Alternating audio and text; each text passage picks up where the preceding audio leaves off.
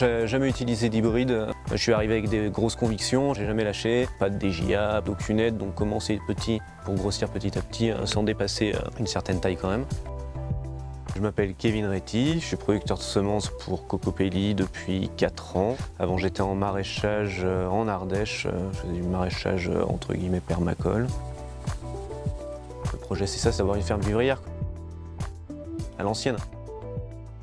On est à Chazelles, en Haute-Loire, limite Cantal-Lozère, à 850 mètres d'altitude. On est sur un sol limoneux sableux, donc avec quand même un petit peu d'argile, quand même un 15% d'argile, ce qui fait que c'est un sol qui garde plutôt pas mal l'eau. Tendance à sécher en surface, mais avec la paille, ça va, ça se fait bien. Donc un bon sol plutôt riche. J'ai un sol presque parfait, caillouteux mais presque parfait. Là, je suis sur un petit peu moins de 3000 m². Je travaille tout à la main, ouais, du coup un maximum de non-travail du sol quand même. Principalement mulch et paillage. La grelinette de temps en temps s'il y a besoin, mais globalement l'idée c'est de tendre vers rien du tout. Je trace juste des sillons en pleine terre quand je dois quand même faire des semis directs, sinon je gère pas mal en repiquage, donc même pas besoin de travailler le sol en général. Le plus gros travail c'est pailler, dépailler, ramener de la matière fécale, du fumier des voisins. Après il y a un peu désherbage manuel. En fin de culture, je rajoute de la paille, pas mal de paille, une grosse couche quand même. En général ça suffit, le peu qui repart au printemps je l'arrache et ça fait un petit passage à arracher mais ça va bien. J'ai fait une année de transition, je faisais et de la semence et du maraîchage et en fait le côté un peu plus botanique entre guillemets et le fait de suivre vachement le cycle des saisons, enfin en semence on suit vraiment à fond le cycle des saisons, j'ai trouvé ça génial. Plus de connaissances à avoir, plus intéressant, c'est super changeant, du coup physiquement c'est moins difficile aussi. Et puis après, financièrement je m'y retrouve aussi carrément. Et on perd pas tout le temps en vente et tout ça. Voilà, moi j'étais pas un très bon vendeur, donc finalement là j'ai perdu la commercialisation, c'est quelque chose de pas mal. Puis tout ce que j'ai en surplus, je peux le donner. Il y avait un ou deux restos qui me prenaient sur Annonay là. Et c'est vrai qu'ils étaient carrément à la recherche de ce que je faisais, et ils étaient prêts à mettre le prix aussi sur des légumes qui étaient vraiment bons, quoi. Qui changent du maraîchage classique où tu as des hybrides à tout va et des légumes finalement flotteux et sans goût, quoi. J'ai toujours été quelqu'un de très militant et je commençais à plus trouver trop d'intérêt à aller faire des manifestations, des trucs comme ça, je voyais pas les choses avancer. Et c'est vrai que là dans un quotidien, je me sens faire du militantisme et faire quelque chose de vraiment utile dans mon quotidien. Et puis prendre des woofers, montrer aux gens, expliquer tout ça, finalement j'ai l'impression d'avoir plus d'impact que ce que j'ai jamais eu. De faire quelque chose qui est censé être plus ou moins illégal, mais qui est du bien commun, c'est quand même quelque chose d'intéressant. Quand on voit tous les pays qui sont asservis par le manque de nourriture, juste parce que toutes les semences, ils doivent les racheter chaque année parce qu'elles sont hybrides et compagnie, bah là c'est une manière de dire, bah voilà, non, il existe d'autres techniques. Il n'existe pas que 3 variétés où il y a besoin du Roundup dessus. Il y a plein d'autres manières de faire. Ça c'est quand même la lutte principale un petit peu que je trouve chez Cocopelli, plus une autonomie alimentaire. Une vraie autonomie alimentaire, même chez nous c'est important maintenant, autant dans certains pays c'est primordial. Et c'est vrai qu'on peut y tendre assez facilement une fois qu'on sait adapter ses graines, tout ça, et ça on peut le faire qu'avec ce type de variété-là, quoi.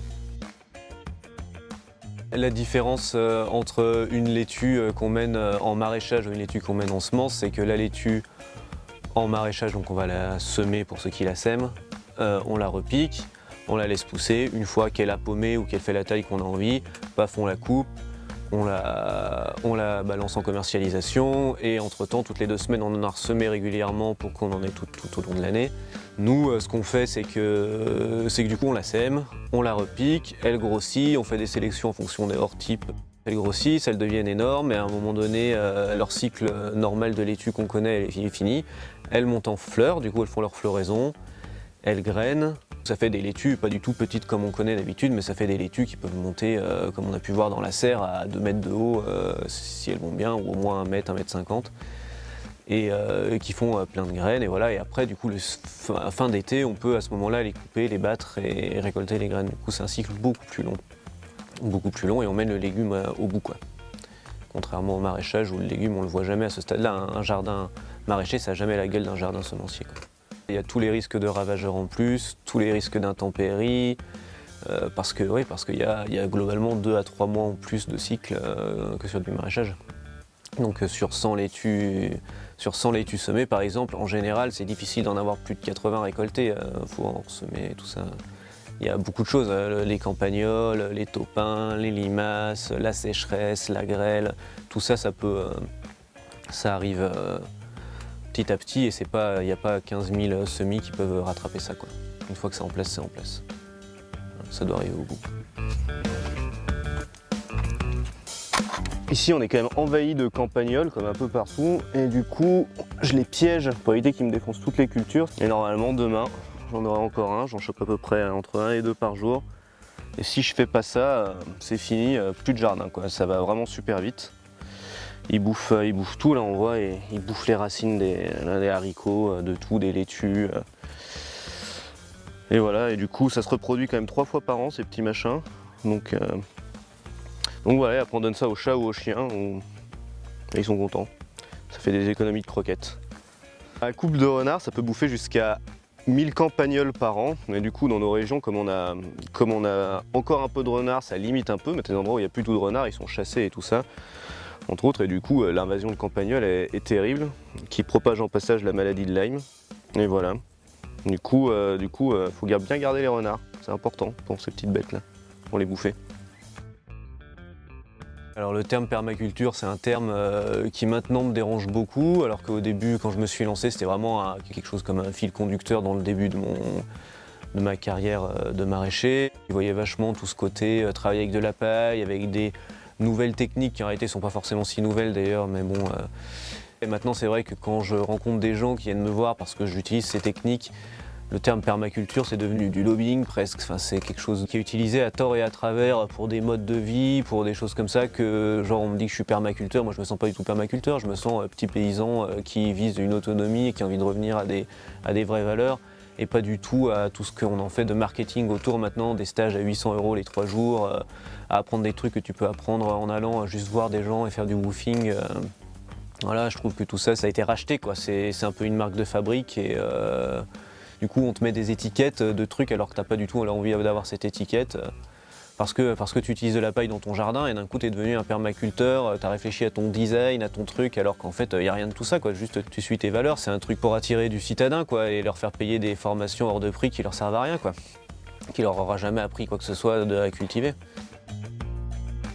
C'est pas du tout une expérience qui s'acquiert ni en un week-end, ni en 2 semaines. C'est une expérience à faire, c'est une expérience de vie. Tu prends ton courage, tu sors de ton appartement, tu prends un bout de terrain, tu fais un jardin, tu essayes des trucs, tu te rends compte que les vieux ils ont souvent raison dans ce qu'ils disent et que tes petites techniques de départ, en fait, elles marchent pas. Et du coup, ça fait vachement relativiser sur tout ce que tu as appris, tout ce que tu as lu, et même si tout n'est pas acheté, loin de là, et c'est très bien qu'il y ait eu ce mouvement au départ, mais simplement maintenant il faut regarder ailleurs, il faut se rendre compte que ça maintenant c'est des gens qui ont racheté ça et qui s'en servent. C'est tout à fait à l'image de l'écologie et du réchauffement climatique et tout ça, c'est une image de marque, quoi. C'est pour amener les gens dans la direction qu'on a envie qu'ils aillent, quoi. L'année qui vient de s'écouler, j'ai fait quand même ma transition entre l'Ardèche et ici. J'ai eu 1 an sans pouvoir faire mon jardin personnel, du coup manger mes propres légumes, ou très peu. J'ai pu me rendre compte, chose qu'on se rend plus compte une fois qu'on est dedans, que les légumes qu'on achète, que ce soit en biocoop, même chez beaucoup de producteurs bio, c'est qu'en fait c'est des légumes, pour la majorité déjà c'est des hybrides F1 qui n'ont pas de goût. Enfin vraiment, moi ça a été le truc qui m'a sauté aux yeux. Ça a pas de goût, c'est hyper cher, ça vaut rien, ça s'abîme en 2 secondes, c'est cueilli pas mûr. Du coup finalement la différence entre un légume que tu vas acheter dans un supermarché ou les légumes que tu achètes dans un magasin bio, il n'y a pas grand chose de différent. Surtout que quand tu vas voir un petit peu les techniques culturales et compagnie chez les soi-disant maraîchers bio qui vendent leurs tomates à 4,50 € le kilo, tu te dis que ouais, c'est bien du gros foutage de gueule, qu'on est en train de se moquer du monde et que c'est vrai que juste tu fais ton jardin, tu plantes ton pied de tomate et tu manges ta tomate, tu te rends compte que là il y a un vrai truc. Ça m'a mis un peu en colère, surtout que là de recultiver, je me suis rendu compte que de remanger mes trucs, je me suis dit j'ai pas tripé, quoi, c'est vraiment mauvais. C'est vraiment mauvais ce qu'on bouffe, c'est terrible, la malbouffe elle est même dans le bio, voilà, les gens ils ont l'impression de manger mieux, ils se font juste entuber une fois de plus, quoi. Voilà, faut faire son jardin, quoi.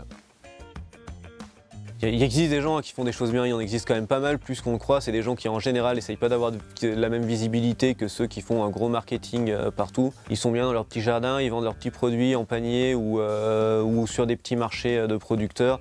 Leurs légumes ils sont bons, ils ont du goût et en général ils sont pas chers parce que c'est les gens c'est pas des gens qui essayent de faire valoriser leurs produits juste par un label quoi. Et voilà, faut regarder, faut aller voir chez les gens. S'ils n'ont rien à cacher, ils vous feront visiter sans problème leur jardin. Et franchement, ça vaut quand même vachement plus le coup. On se rend compte qu'on est encore loin d'avoir résolu le problème de la bouffe en passant au bio, quoi. Je pense que tout ça, ça permet de prendre du recul, surtout, sur tout ce qui est en train de se passer, justement. Toute cette espèce de grosse arnaque du coronavirus. Bon là je vais me faire pas que des amis mais voilà. Parce qu'en fait on s'éloigne de toutes les informations, on se rend compte que dans la vraie vie il se passe d'autres choses, qu'en fait déjà quand tu manges ton potager, ton truc, t'es quasiment jamais malade, donc tu commences à te poser un petit peu des questions quand tu vois les taux de glyphosate que l'on arrive à retrouver maintenant dans les légumes bio, tout ça, tu te dis bah voilà en fait ton cerveau il est à moitié détruit déjà à l'avance, maintenant on te fout des cotons-tiges dessus, je sais pas si c'est bien mieux. Du coup non, il faut prendre son courage à deux mains et sortir de tout ce truc-là et ça permet de prendre un peu de recul et de se rendre compte que le monde il va mal, mais pas parce qu'on nous fait croire quoi.